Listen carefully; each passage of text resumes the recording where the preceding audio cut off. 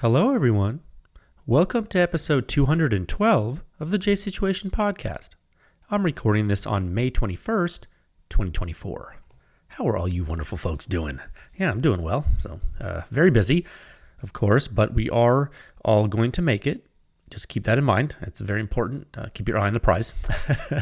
Fun episode today, I think. We're going to hit listener questions, which is one of my favorite things to do. And a lot of you, I know, enjoy that as well. So I think we're going to have a good time. I posted a goofy photo with this episode. We were organizing lab inventory a couple days ago, and I was messing with the old SWR Spec War. And it's so dang heavy, you know, that old silencer. It's a really cool silencer. It's really well made, really neat. But the thing's a brick, and you could totally use it as a hammer if you wanted to. And I was kind of making a joke about it, and then I was like, man, if you ran out of ammo, you could use this as a club or like a hammer or something. So yeah, I put a sledgehammer in the photo just for scale. It is a little bit heavier than the silencer. I appreciate all of you folks being with us here today to listen to the podcast. I would ask, if you do enjoy this podcast and the information that we discuss here, go ahead and spread the word. Let's help normalize the use of suppressed small arms together. I think we can, okay? So before we get into today's topics, I would like to give a few words regarding our gracious podcast sponsors that make this show possible. These folks are really important, so you might want to go check them out. For example, this episode is brought to you by Legion Athletics. That's right. Nothing you do, exercise, sports, really anything is worth doing without consistency. Right? You have to do things all the time if you want to be good at them. And Legion Athletics can help you with that. They have whey protein, pre-workout, post-workout, vitamins, minerals, supplements. They're minerals. Do they have everything you need? No. But they do have a lot of it, okay? They can't give you hard work, but they can certainly give you things to help you with your hard work. Visit legionathletics.com. There's a link in the show notes. Use code word PEWScience to save 20% off of your first order. That's right. If you keep using that code, you get double loyalty points, and you'll end up getting the net 10% off everything going forward using that code. So, get strong. It's important, guys. Also, the podcast is brought to you by Top Gun Range Houston. It's a great dealer out of Houston, guys. Kyle and his crew there are really fantastic. They got a 15-lane indoor shooting range where you can rent pistols and rifles and shotguns and machine guns, and now you can even rent silencers there. They have the largest firearm rental fleet in the entire state of Texas.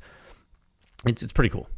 Okay, I know they have a lot of the silencers that we've tested here at the lab, and they have a lot of the hosts that we used to test. So you can actually go demo them yourself. That's right. Check them out at topgunrange.com and on Instagram at topgunrange. They love to get DMs at like all hours of the night, they told me. This episode is also brought to you by High End Armament Technology out of Oklahoma, dealer of exactly that, high-end arms and accessories. If you need something exotic for that special someone and you got like tens of thousands of dollars burning a hole in your pocket, Robert and his crew at High End Arms can help you out with that, okay? Check them out at highendarms.com, on Instagram at High End Arms, and they even have a Facebook page, which is also High End Arms. If you still use Facebook, which I hear some people do. Tell them Jay sent you. This podcast is also brought to you by Silencer Shop. That's right. And in these crazy times of really quick NFA turnaround times, supposedly still happening, with the e-forms and everything, Silencer Shop is running overtime to help you, the shooter, get your silencers. And, you can use their kiosk, do your fingerprints and photos electronically, you cut down on errors, you simplify your silencer's purchasing process, get a money-back guarantee. There's all kinds of benefits of using Silencer Shop, and most of all, you can say, you know what, Silencer Shop, I'm buying a silencer from you, and you know how I learned about it? From PEWScience. And they're going to be like, no way. Like, yes way. It'd be awesome. just you and your silencer with no drama. It is silencer ownership simplified. And finally, this podcast is brought to you by the PEWScience Laboratory. That's right. I'm the technical director of the lab, and in the interest of public education, we sponsor this podcast, and we run a public research effort. That's right. And it is our hope, and we think it is working to continue to push the silencer industry forward, one test at a time. You can visit our website at pewscience.com for the suppression rating. It's the simplest and most accurate hearing safe rating for your suppressed small arms. It's based on true human inner ear response of the entire gunshot from before the combustion takes place all the way until all the combustion is gone in the free field. That's right. It's like real mil standard testing. It's awesome, dude. Also, Pew Science is the home of the Silencer Sound Standard. There are 7 sections. That's right. They're all on the website. It's the most in-depth and accurate silencer data analysis in the world. It's all available to the public 24/7 at pewscience.com. Okay. And again, you can support this podcast, and you can support Pew Science. You can support all the public testing that we do by joining with a membership at pewscience.com. That is really the meat of this. It would really help. We are very thankful for our members. Also, if you don't want a recurring thing, which is totally normal, you can hit the donate button, throw us a bone here and there. There's a donate button on the review page, on the podcast page. Every little bit helps, guys. And you know what? Something that's free that I told you at the beginning here, doesn't cost you anything. Give the podcast a good rating there on the Spotify, the iTunes, the old YouTube. Let folks know that silencer and guns are awesome, and you normalize the use of suppressed small arms. It helps, dude. It really does. I think. I mean, it's spread far and wide, so it's working so far. 2 topics for you today. Topic 1, listener questions are back. Yeah, I told you. We're going to continue to answer your queries from the 6th solicitation. We are not out of the woods yet, but we are in the home stretch. So I'm pretty excited about that. Today we're going to cover, gosh, I cheated. I took a little quick peek at the next questions on the list. We got everything from food to toxic gas to hearing protection to different testing and more. And they're all chosen by you, the listener. So that's really cool. We'll get into that. And then in the second topic, I did want to do the cursory thank you for your support. I do want to thank you again. I do want to tell you that the Pew Science Laboratory is run with grassroots contributions from all of you. And this podcast, of course, is made possible directly through that mechanism as well. So it's a joy to keep doing this for the public, and I continue to enjoy it myself. You enjoy it. We all enjoy it. And I want to keep doing it for as long as I can. That's like pretty much the goal overall here. So, all right, let's see. Let's move into topic 1 at a time of 7 minutes and 14 seconds. Okay, that was like pretty close to last time. Getting the hang of that. Okay, topic 1. Listener questions are back. Oh, man, that's right. Man, this is so great. We're going to continue to answer the questions. Remember, we're on the 6th solicitation. That's awesome. And, you know, again, we're not out of the woods. We're not done, but man, I actually can see the light at the end of the tunnel, which is pretty cool because I'm really anxious to get a new solicitation going. But there are some very topical questions in here that continue to be answered. Some of these them are quite timeless, which I find to be interesting. So let's do this. I love the topic. A lot of you give good feedback. So what we'll do is we'll open our spreadsheet here. Okay, get the spreadsheet open. How do I want to do this? Okay, we're going to see where we left off from last time, and we're going to plunge forward. Okay, that is the plan. We're going to stick to our plan. Plans are good. Okay, let me scroll up here. Okay, so last time on listener questions, which of course you can find at any time by going to pewscience.com/podcast, clicking the metadata tag of listener questions under the appropriate episode, and it'll pull up all the episodes with listener questions in them. 1 second. Okay, so last time, whatever episode we left off with listener questions on, we finished that episode by answering question 480. Sub-question 66 of the 6th solicitation. And that question was, many citizen scientists dislike titanium for 556 and 308 suppression. Is that a valid claim in 2024? And that was actually a very interesting question.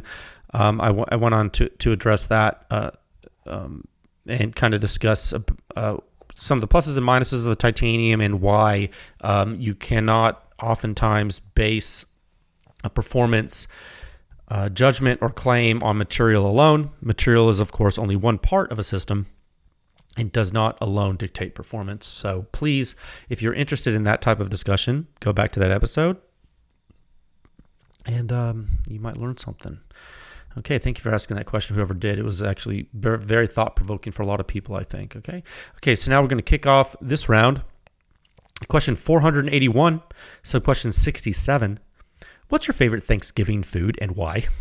You can tell that we must have asked this around the holidays. So that's a good question. I will answer it even though it is May. And you know what? I'm pretty sure we answered a question similar to this one a while back with regard to Thanksgiving food. I'm telling you right now, I don't know if we have exactly answered something like this, but I think we have talked about food, but I'm going to have to go with the classics. Okay, guys, look, you got to have mashed potatoes. You got to have corn on the cob. You got to have pumpkin pie.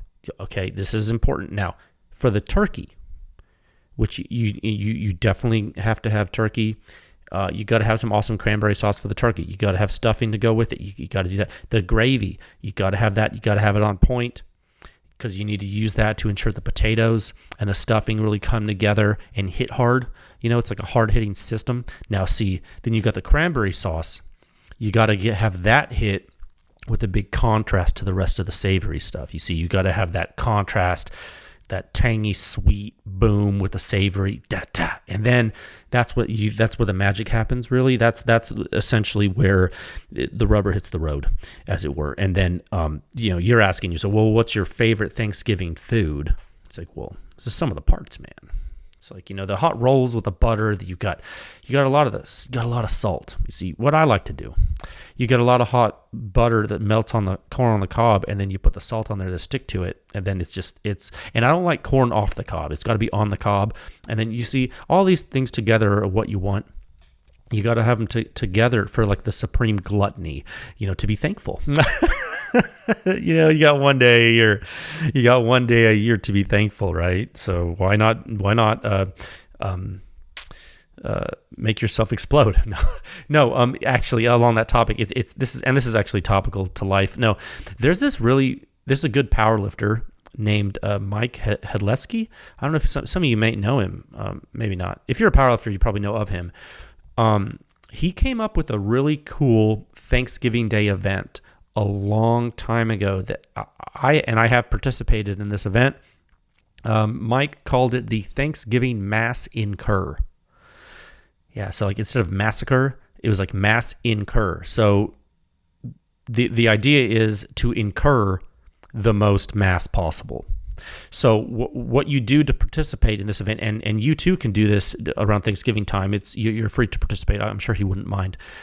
What you do to participate is you weigh yourself at the beginning of the day, and at the end of the day, you weigh yourself again. Yeah, so the person that gains the most mass during that day wins, and it's cool. So I don't remember my record, like my PR.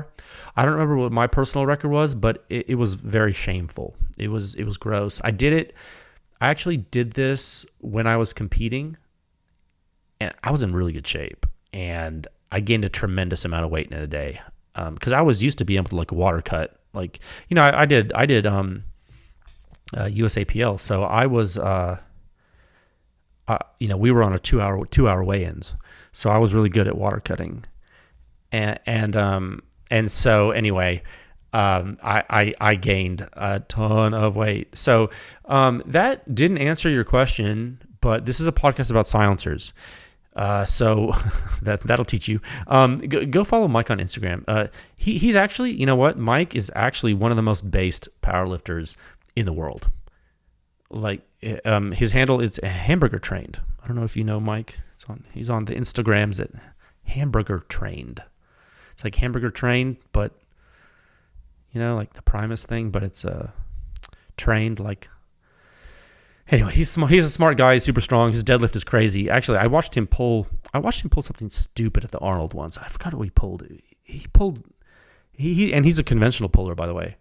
Mike pulls conventional. He's not a sumo puller. He's a conventional puller, and it is nasty, dude. His strength is nuts. He's not like, I don't think he competes a lot nowadays, but in his prime, that dude was a force to be reckoned with, and it's all drug tested too. Good lifter. I hope that is relevant. And the people who are just tuning into this podcast are like, I thought this was about silencers. It's like, well, you thought wrong. Question 482, sub-question 68. Is there a way to integrate some electronic component to silencers, like hearing protection? What? Oh, I read this earlier and I was like, what is he? I was thinking about it. I was like, electronic component. Oh, you mean like in order to like wave cancel? Okay, so there. Okay, yes, it's not crazy. It's thinking outside the box, but it's not crazy. They're actually. So let me repeat this. So this lady or gentleman is asking, you have ever used like electronic hearing protection? So electronic hearing protection has like the earmuffs. They have sensors. They're like microphones that take in ambient noise into the system, and it uses filters and circuits to essentially only pass amplitudes of a certain magnitude to your ears. So like if like you can hear someone talking next to you, yeah, and then some like a fast transient happens, like a really fast transient, and the system should have a response time such that the amplitude of that fast transient is truncated and the signal is changed and then played back to you through a speaker in the headphones. So you're not hearing things through the headphones. You're hearing playback through a system that has a filter on it. Okay, that's essentially how electronic hearing protection works. And so this later gentleman is asking, is there a way to integrate some electronic component to silencers that would do the same thing? So you would have to take an input and then produce an output, and use electronics to do it. So okay, so I mean, there's actually like 100 different things you could possibly do using electronics, but like there could be a way to do exactly what you're saying, but not in the silencers you buy right now. You would. Okay, so one thing, you'd have to build an apparatus around the silencer, so you're better off probably building the apparatus around the receiver instead of the transmitter, because like the silencer is the transmitter in this case. So you build the apparatus around your head, and that's what we just described, the hearing protection. You could build like some kind of like passive like wave cancellation device, like, you listen to that. You guys listen to the Joe Rogan podcast with that guy that was on, that Terrence Howard guy. I was telling people about it because it blew my mind, because this guy was like so crazy and he was saying the most off the wall things that made no sense. And this reminds me of that. Not your question, sir, but like how you could answer this like, yeah, I just like, bend space time, and then I'd bend around the silencer and then you wouldn't hear it. It wouldn't be practical. Like a wave cancellation device essentially would not be practical for the size and the weight and the durability, and because of the heat generated by the silencer. So when you think about like abstractly how to eliminate noise through means other than just trapping the gas in a silencer and performing heat transfer mechanism, which is really what a silencer does, you kind of go off in la la land if you're not careful. You want something passive because of the environment, because it's so harsh and hot and there's a brace of things happening. You usually want something passive to eliminate signature like this, and I know that's not what you're saying, but that's literally, a silencer is literally a passive blast attenuator at the end of the day. Okay, it's something that is very well studied, and so my answer to you is no, you can't do this in a practical sense, but it doesn't mean you shouldn't keep thinking about it. It's just not. It's not really practical. Like I will give you an example of some active systems. They don't have to do with small arms, but there are active systems that attenuate blast, and we use them in various. Oh gosh, there are many applications of active blast attenuators. Some do have electronics, but you have the benefit of knowing when the blast is arriving, and some of that has to do with sensors in the far field because you're protecting from attack and things like that. You could, I guess, theoretically also do that with a silencer because you do know when the combustion is happening because you do have a trigger event. I mean, you are pulling the trigger. So if you really want to get into this and you really want to answer this in like a strict, non-dismissive way, and you ask me, is there a way to integrate electronic components into silencers like hearing protection? I wouldn't say like hearing protection in the strict sense, like a filter mechanism, like a low pass filter. I wouldn't think of it like an electronic filter like that. What I would actually think is a physical attenuator that is electronically actuated due to an early warning system, which would actually be a finite duration past trigger, and trigger would be the physical trigger pull of the weapon, or a chamber combustion trigger based on amplitude or heat, or pressure, amplitude, or heat, or something. Like you could do it. So if you have a trigger event, you can make anything happen, right? If you know when the blast is occurring, you can then send a signal, and once you have a signal, you can actuate something. So if you're going to actuate something, maybe you have a valve that like has fast response. I don't know. I would just do it passively if I were you. But you asked me if there's a way, and there's always a way. Okay, I hope that helps. I hope that's not too crazy. Question 483, sub-question 69. Nice. Anecdotal experience or concerns about toxic gas as related to conventional designs, high flow designs, hybrid designs? Oh, that's a pretty large question. 1 second. Okay. That's a good question, though. Anecdotal experience or concerns about toxic gas and related to all the different types of silencer designs. Yeah, okay. Yeah, I mean, sure thing. Great question. There are things that I do think about as a shooter with an AR-15, which I think is more topical. 1 second, guys. 1 second. It's like a frog in my throat. Like with an AR-15 specifically, I think the AR-15 is a really good example to discuss gas toxicity, simply because it's a very popular weapon system and something that people are really in tune with, so to speak. I've directly observed comparisons with several systems and several silencers on several systems, so I think I can give you some general thoughts related to my subjective experience as a shooter, and anecdotal experience. And that's what you're asking. I can do that. So when it comes to traditional silencers on an AR-15, you really do need to tune your gun to minimize the gases blowing back in your face from the ejection port. That is the case with the traditional silencer. Now, even if you do tune the gun for that traditional silencer, you're still going to notice some gas. You just will, okay? Now, most of it's coming back through the chamber. Some of it's coming through the gas tube, though. And now, if you tune a piston gun, you may have a cleaner experience because you're not going to have the gas tube gas coming back to you the same way. So that is something to think about.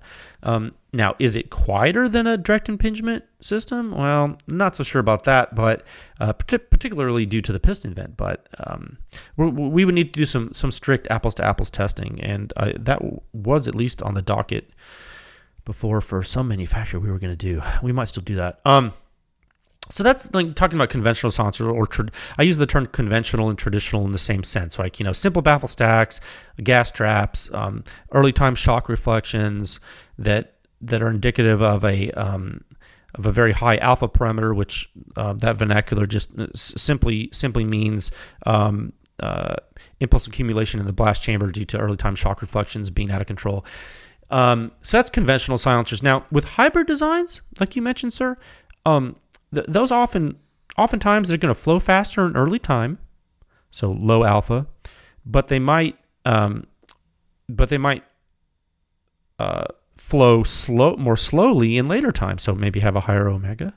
And some of those silencers, things like RC2, famous example, RC2 system, both 5.56 and 7.62 RC2s, Helio system, maybe closer to a Hyperion than a Helios. Maybe a Torch from Liberty Precision Machine. Maybe a WB, the ODB from Cat. Those are coming to mind. On those sort of hybrid designs, where you have some of the conventional baffle technology with other vent arrays that change flow. With a lot of these, you can get away with less tuning on your gun to get rid of that gas blowback. But you can also still tune the gun. Even though you have that better flow rate, you can still tune the gun, and you can get even better results with regard to gas blowback in your face, like on the AR. Now, those silencers I just listed, though, they're not all equal. I mean, of course. So, like, with regard to this thing we're talking about, so, for example, like a 5.56 RC2 and a 7.62 RC2, they're not going to flow as well as like the WB or the ODB, which is like the 5.56 and 5.56 and 7.62 like surge bypass stuff, right? Like one, you have like the so-called total signature reduction technology from Surefire. The other, you have the so-called surge bypass from Cat, and the 5.56 and 7.62 versions of each. They are not the same with regard to flow rate. They're not the same technology. But the thing I want to make sure you understand is that there are silencers that exhibit higher flow rate than traditional designs. Okay, and they aren't flow-through silencers like a Huxworks silencer or an OSS. They're not. Okay, like in fact, if you called like a Cat silencer flow-through, you'd have to call a Surefire RC2 flow-through. Do they have the same flow rates? No, but you're using words that are not correct. Okay, so that's what I'm trying to get through your head. Like, okay, here's an extreme example. An extreme example of a hybrid design is a silencer called Velos. It does approach the Huxworks silencer in low omega metric. It really does. For example, but it's not a flow-through silencer because it's not the same technology. It doesn't work the same way. But it does have early time venting, and it does have direct additional distal venting. And those two things do combine to get a gross flow rate that is incredibly high. Once you get to something like that, you are significantly reducing gas to your face on a lot of systems, but you have to go pretty far like that. You really... You just have to go a little extreme, and they did. In my opinion, they went a little extreme. It is the Velos, I think, is an extreme departure from previous Silencer rifle silencer designs. I would say probably, and I don't know if a lot of people have said that, but when I look at Silencer designs over the years, the Velos is so different. And does that mean it's like super unique? Well, no. I mean, it's unique for Silencer Co. But if you look inside of Velos, you can see where they learned stuff from. They took cues from a few different designers and different companies, and they came up with, I think, a great product. But yeah, it's definitely different. But it does have a super high flow rate, and that's been my experience with it. Now, so that's like hybrid type stuff. Now, I think we should go into more detail with regard to hybrids. So let's use another one. So take that Cat WB, for example. Hybrid design, yes. Low alpha parameter, which means the impulse accumulation in the blast chamber is kept relatively low due to early time venting. So does it have a low alpha? It does. But what about its omega metric? It's the thing that we externally measure and have derived in the website to show you. The omega metric is somewhat higher on a Cat WB, for example. So what does that mean when you have a really, really low alpha, but like a moderate omega? What does that mean, like physically? Okay, you can talk theoretical, but what does it mean physically? Like when we measure it and we see it happen, what does it mean? It means it's going to let the gun cycle a little bit slower, so it's not going to speed up the gun like a traditional silencer would do. Like it's not gonna speed up the gun like a high back pressure silencer would speed up a gun, but it's also and it's also not going to gas you out significantly, but it's not going to reduce blowback out of the ejection port like a flow-through silencer, like a Hux works. It's not. It can't. Okay, and it's not able to do that because it's not designed to do it. It can't. There is at some point in that silencer a purposeful decision to throttle the gas and therefore throttle the rate of momentum accumulation outside the silencer, throttle omega, but not delete it. Okay, that is where compromise comes in. And that's important when you want to think holistically here. So, for example, take its sister silencer, the ODB. Shoot it on a SCAR 17 that's tuned. Then shoot a Huxworks Flow 762 Ti in that same weapon. Very similar in some ways, right? But the Flow is going to have less blowback. Now, will the ODB have a lot of blowback and gas in your face? Well, no. But if you're really, really watching for it and really paying attention and shooting that thing all day, you will see that the Huxworks silencer leaves the gun cleaner than the ODB does. And now that is all about omega throttle after the alpha stage is complete. And I've noticed this because I've shot both of those silencers on a 14.5 M4 mid-gas and a SCAR 17 with 13-inch barrel. I've shot both. I've done this. In my experience, and you asked for anecdotal experience, so I'm giving it to you. In my experience, both silencers provide an awesome time. Like, you're going to have a great time with both of those silencers on that gun. I will say, if you're going to be near reflecting surfaces, I think the ODB is going to outperform the Flow with regard to total sound field and risk. The sound field's different. We've been over that before. I think it's really about what you want out of your system. That omega control out the front is like pretty clutch, dude. Now the Flow 762 is doing a lot better than the Flow 556K.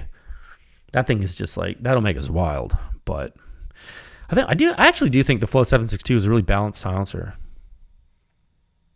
It might not get the credit it deserves sometimes. It's a good silencer. So anyway, I do think you can tune. Let's talk about this gas thing.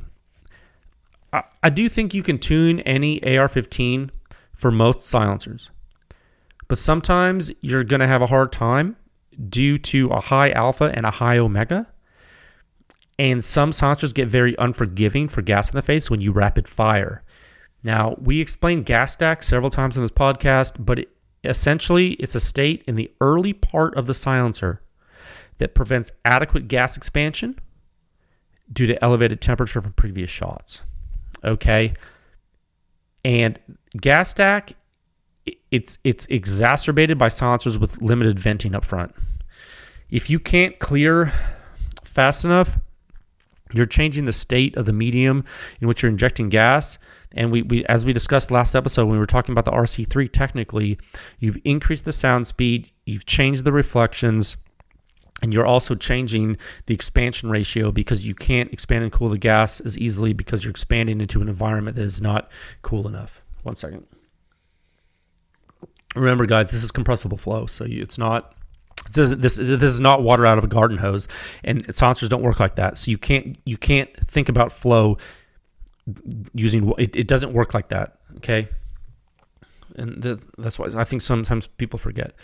So that gas stack phenomenon, if you have limited venting up front, if you have certain blast chamber shapes, you use certain muzzle devices like Q cherry bomb stuff. Overall silencer designs sometimes induce it. It's a phenomenon that sucks that you can't get rid of if you're like really wanting to shoot rapid fire or full auto or something. It's going to gas you no matter what. There's really not a lot you can do about it with certain silencers, no matter what you tune. You can tune your gun all day long. Like I said, because most of that blowback is coming back through the chamber, it doesn't matter. Okay, so in your question, you asked me, well, what are my concerns? I think gas toxicity from shooting suppressed weapon systems is real. But I also think, just like blast overpressure hitting your ears, the damage is dose dependent, right? It's just like the suppression rating shows you, okay? It's a dose limit. Now, just like blast overpressure, gas toxicity risk depends on environment. Yes.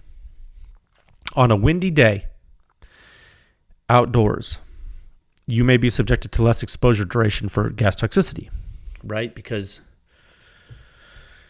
you have ventilation, you have wind blowing, so the duration drops for the concentration, or the concentration drops for a given duration. Pick your unit. But if you're shooting in an indoor range, maybe your exposure duration increases. Less ventilation, higher concentration for a higher period of time. I'm just giving I'm giving you like a broad strokes qualitative view here, right? So this does beg the question. One second. Just so I didn't gloss over it. Like I was saying, gas toxicity depends on environment because of ventilation and stuff. Just like blast overpressure, the blast overpressure depends on environment because of reflections and reverberations. Okay. You get reflection factors which amplify the blast loads, which increase your risk.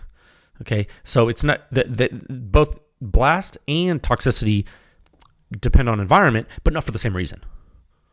I don't want you to think that you can you use a fan to blow out blast and you won't be no.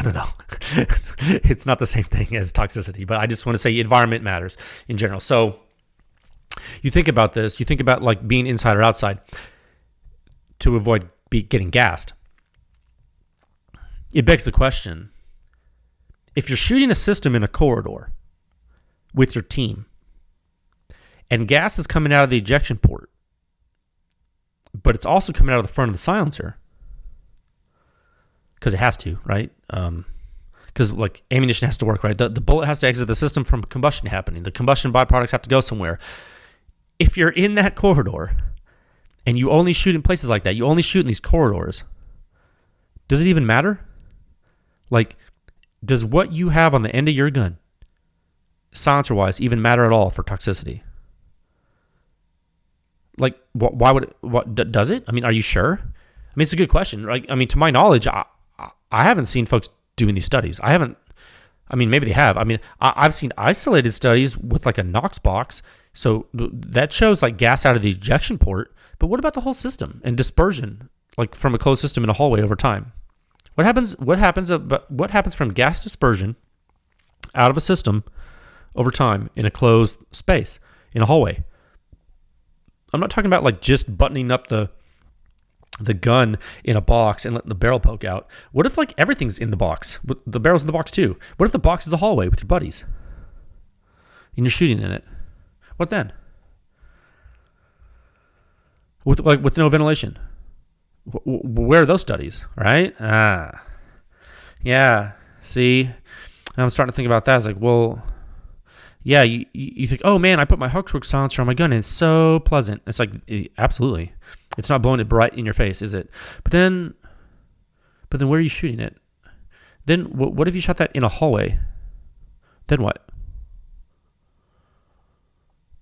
I don't know. I'm asking the question. I'm not saying it's good or bad. I'm just saying if you're stationary in a closed space and you keep shooting, does it matter where the origin of the gas is coming from the weapon? I mean, it's going to come out of the front of the weapon. And eventually, if it's in a closed space, dispersion dictates it's going to be in your face eventually. Unless of course there's a heating and cooling mechanism in which the initial particulates, when they come out of the ejection port, are so hot, maybe that changes the density gradient and it's in your face. And, so it could be a temperature driven phenomenon with dispersion and density. It could be a density gradient driven phenomenon too. So anyway, what I'm saying, I think we should study that. And I think maybe we will. We do have interior blast studies, and we're probably going to need to add on gas toxicity in that as well, just to understand. I think the dispersion gradients, frankly, and it's really complicated, but I just so happen to know a lot of people who do it. Go figure. So, it's important. And so I think that's it. I think that's what that's my opinion. That's my anecdotal experience and concerns about about different silencer designs and using them to mitigate gas blowback.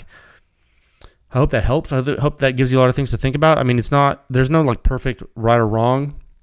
I think if you're shooting in an environment like out in the open and you want the least amount of gas in your face, the higher overall flow rate is going to do that. But you should also tune your gun just to make sure. And doing both is like pretty choice actually. You won't believe how many guns are super overgassed.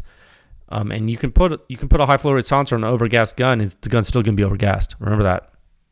Okay, you're not going to reduce something that's already overgassed. Sometimes guns from the factory are so ridiculously overgassed that you're going to gas you out no matter what silencer you have on. Hell, it'll gas you out with no silencer. All right. Okay. Hope that helps. That was a long one. Okay. Question 484, sub-question 70. What is your favorite hearing protection? Apologies if you've already covered this. Man, what is this, like some kind of safety episode? No. It's a great question. No worries at all. Don't apologize. I'd never get tired of someone asking questions about PPE, man. Personal protective equipment. That's important.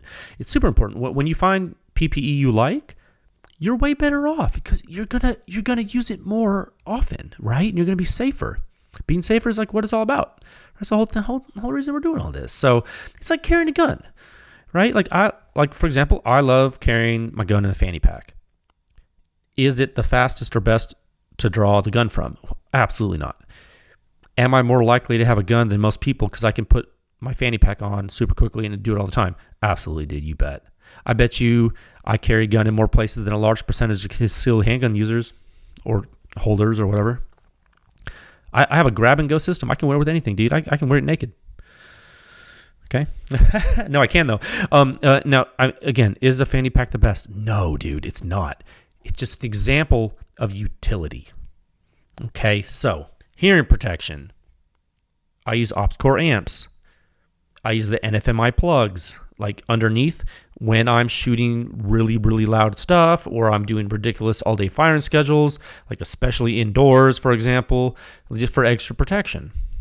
The amps, they got really excellent environmental sound filter amplification. It's funny, we just talked about all this. And this is not a commercial for OpsCore, like believe me.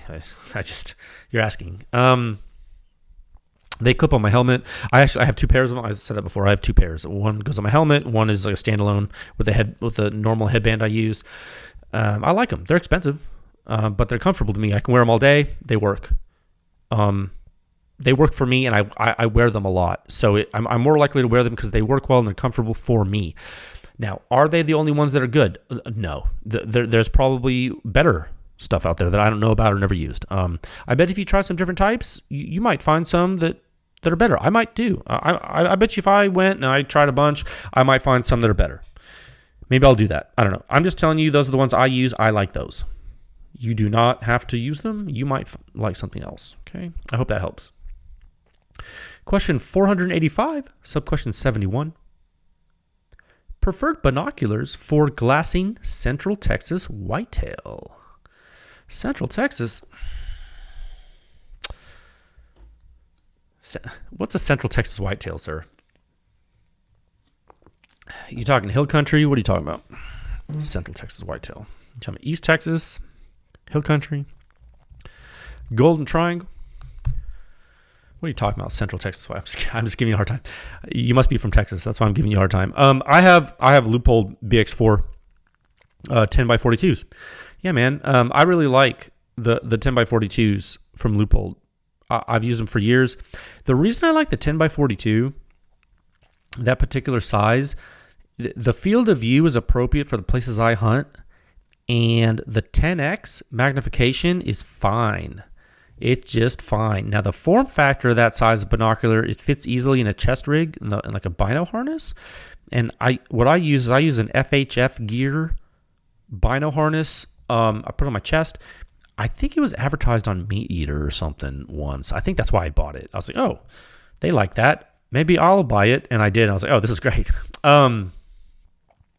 That's the rig I've used for years, actually. It served me very well. The best binoculars are the ones you're going to use.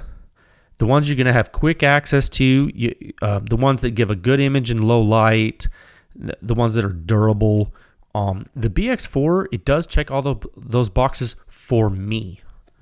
Okay, now you're going to be a high roller. I hear people tell me the Swarovski binoculars are nice. They tell me they're nice, and I should probably get some. But I have trouble buying stuff if the current stuff I have works. I'm just not. I'm kind of simple. I was going to say I don't like wasting money. It wouldn't be wasting it. But you know what I mean? It's just like, I don't need that. I was like, maybe I buy the Swarovski ones for my wife, and then because she does need a new pair of binos, and that way I can borrow them, right? You know what I'm saying? Oh, where'd my binoculars go? Oh, I'm just borrowing them. What? Oh yeah, just grab my BX4s. Oops. It's like, what's that gun? Oh, I bought this gun for you, honey. Be careful with that. It only works sometimes. Thanks for the question. Question 486, sub-question 72.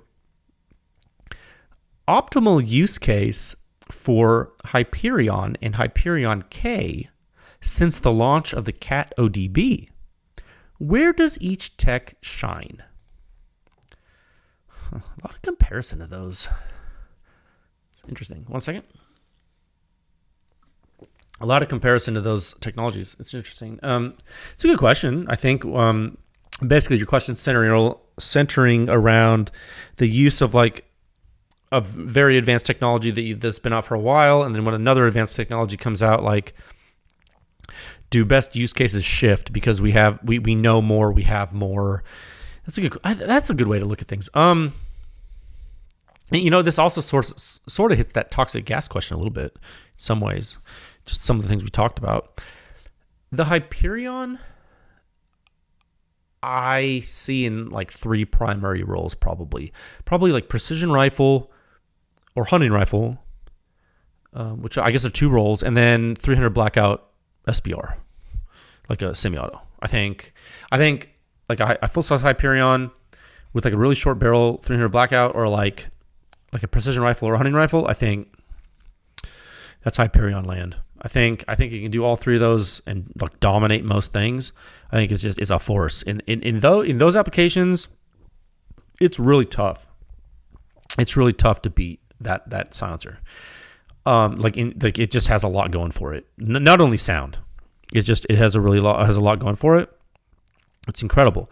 Now, Hyperion K, I really think the same applications, but I think that's probably when you need something more compact, and you don't care as much about sound, right? That's usually when you go K silencer.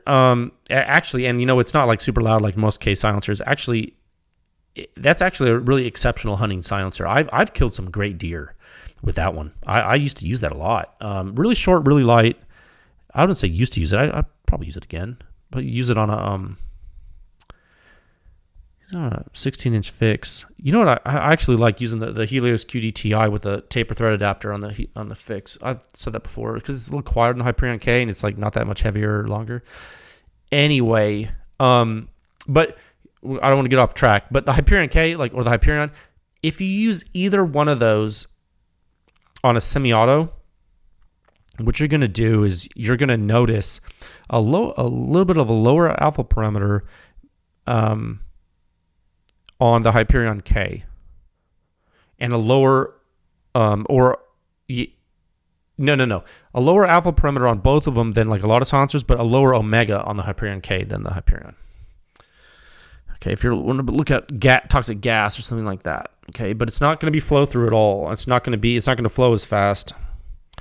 I mean, so you got to think in that respect. If you want less gassiness between those two silencers, you're going to go Hyperion K. If you don't care about gassiness, you're going to go Hyperion. But just because the Hyperion might make some systems gassy, don't think it has enough back pressure in the correct time regime to make your gun cycle more if you need it. Like let's say you found your gun to not be cycling correctly with weak ammo. Some people, for example, some people will put a full-size Hyperion on a subsonic 300 blackout AR, like a Civ MCX or whatever. And they think the Hyperion is going to give them enough back pressure to make weaker subsonic ammo cycle because it has a high omega metric. That's what they think. They think that's the same. And sometimes they're wrong. And why are they wrong? They're wrong because of the early time venting of the Hyperion. It's the alpha parameter. The gas is going to expand into the annulus. You're not going to generate enough back pressure in early time. The impulse goes away. So that happens in those situations because of the combustions from subsonic 300 blackout. Subsonic 300 blackout is basically a pistol round, okay? When it's loaded like that. 300 blackout, I know it's an intermediate rifle cartridge, but when you load it subsonically, it becomes a pistol round. I'm telling you, the combustion is like a pistol. So the duration of combustion is so short, you don't get to take advantage of the high omega of the silencer for back pressure. So the gun's not going to cycle. It's too much. It's too much alpha driven. Understand? So keep that in mind. You might need a bigger gas port, and really you're probably going to need a lighter buffer because it's happening so early in time. So figure it out. Now you asked about the ODB from CAT, okay? And you're asking, well, how are the use cases of the Hyperion family changing from CGS after CAT launched the ODB? It's like, well, I mean, there are different types of silencers in a significant way, I think. I think the use cases for the Hyperion and the Hyperion K stay exactly the same. I don't think that changes. One second. I don't think that changes. I think with the ODB, what you get a gas gun silencer that does well with subs or supers, and it has a pretty ridiculous utility silencer. I would call the ODB a utility silencer because I think if you look at the performance parameters here, like the size envelope, the fact that you get the ODB in Inconel, and I don't think, CGS doesn't have Inconel Hyperions like the Hyperion K or whatever. So you look at ODB from CAT, I think the ODB can be used on more systems, and it's way more appropriate for heavy use on an AR, like 5.56 or 7.62. I don't know, man. I put an ODB on a SCAR 17. I've used the Hyperion K on a SCAR 17. I like using the ODB better.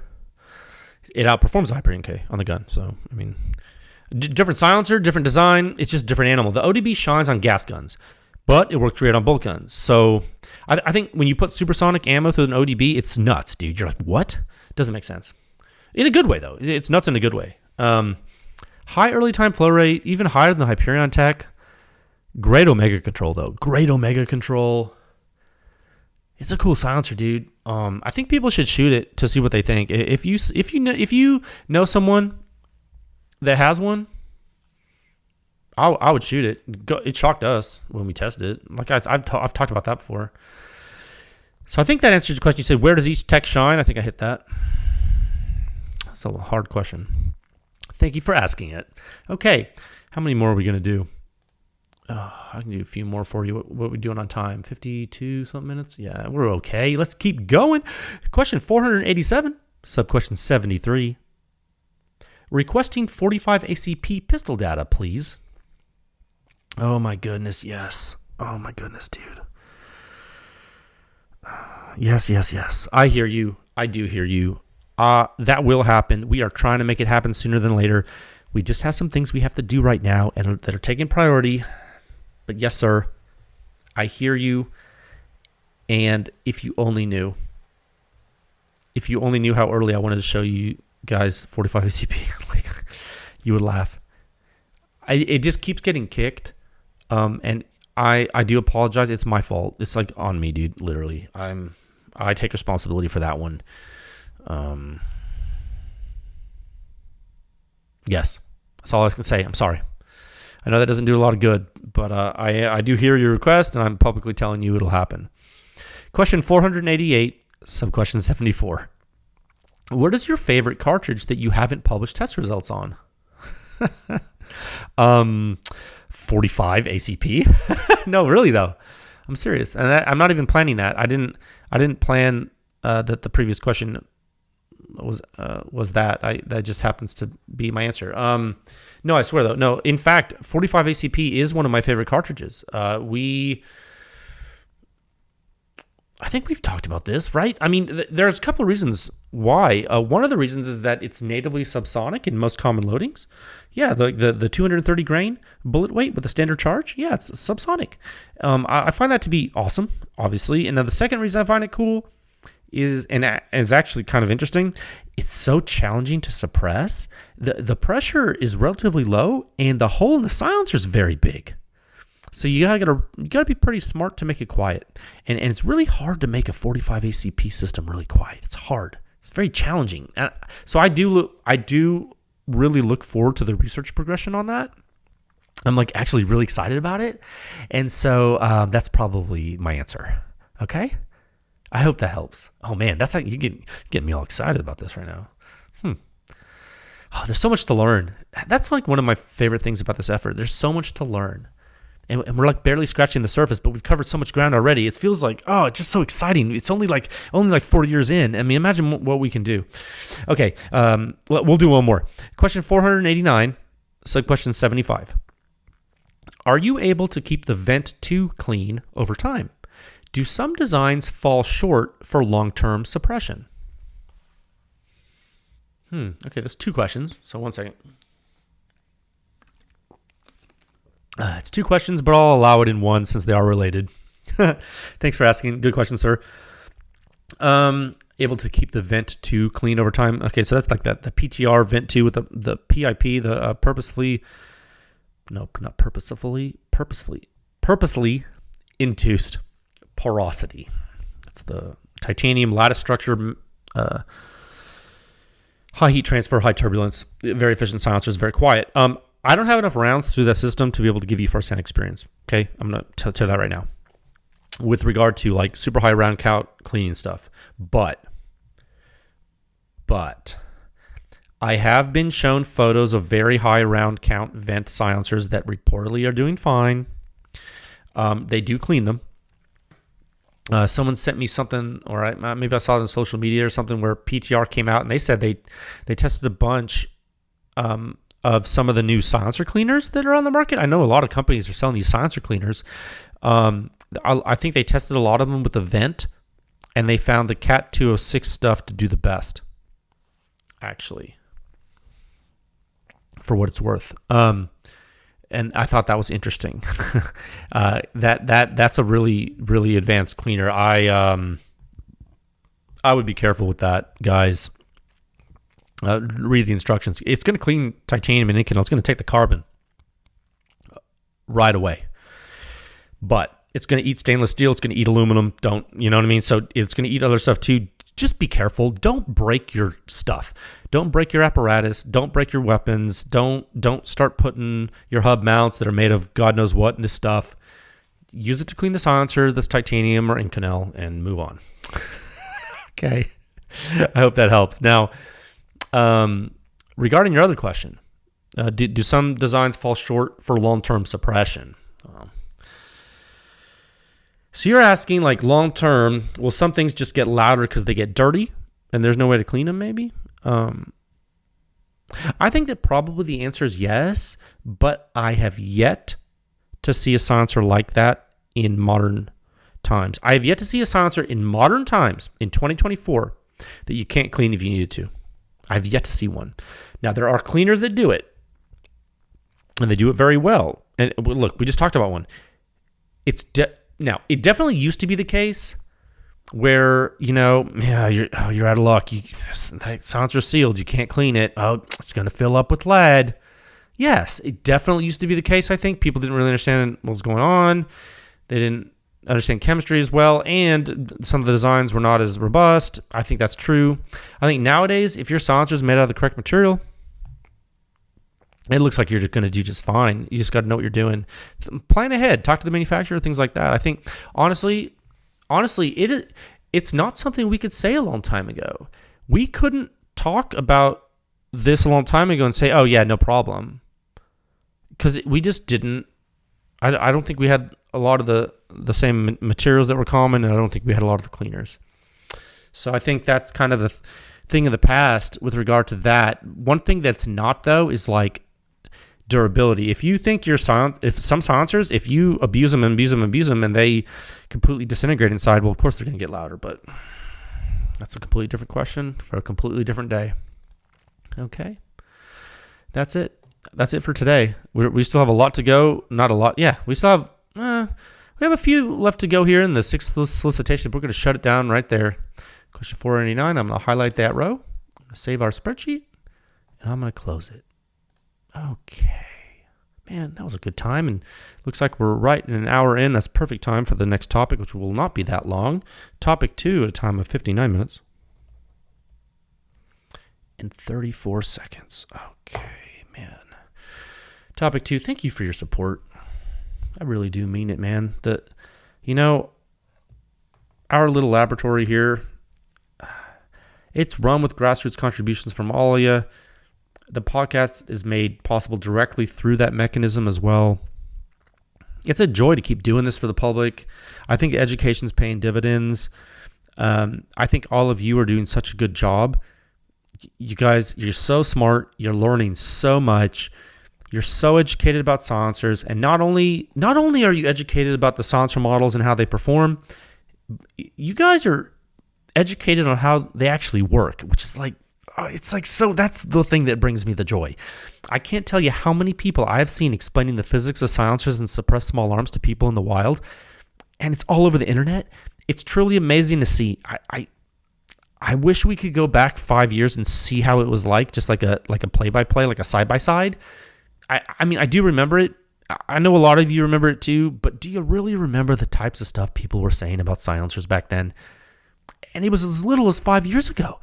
Now right now, like late May of 2024, you have people talking about flow rate and shock load reflections, like regularly in common vernacular. You literally have folks talking about rocket science on social media in productive ways with real data utility, and they're doing it all the time, and they're not just doing it a little bit, and they're educating others. Okay, so all of you listening to this made this possible, and you continue to do so. That's real. It's real as a heart attack, dude. Like no one can take that away from you. You understand that. This is for the people. Okay? This is by the people, for the people. No one can take it away from you ever. This is all public record. It's all published.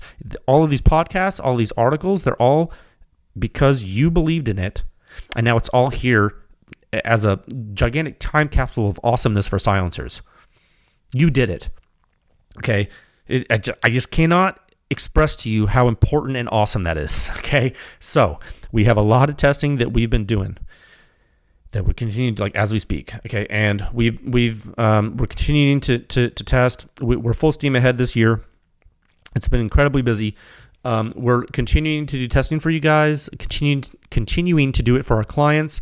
I do think you guys are going to get some really cool data and analysis really, really continuously. I keep saying that, but this year is awesome. It's end of May, and the stuff we published already is nuts. I do appreciate you guys continuing to engage with us, giving your feedback. We consider all the feedback we receive. Believe it or not, we do. We do read what you suggest. We figure out ways to make things better if we need to. I feel like it's a team. It's doing great. So good job. No. So please have a great rest of your week. Please have a great weekend. Go shooting if you can. Spend time with your loved ones. Enjoy the fruits of your labor. I think, is this Memorial Day coming up? It is, right? So if it is, which I do believe it is, please honor the men and women who gave their life in service. It's the most you can ever give. They gave all, right? So if that's Memorial Day coming up, that stands. If it's next week, that too. Okay, my statement stands. All right. So please stay safe out there, friends. I will talk with you folks again soon. Okay. All right. Bye.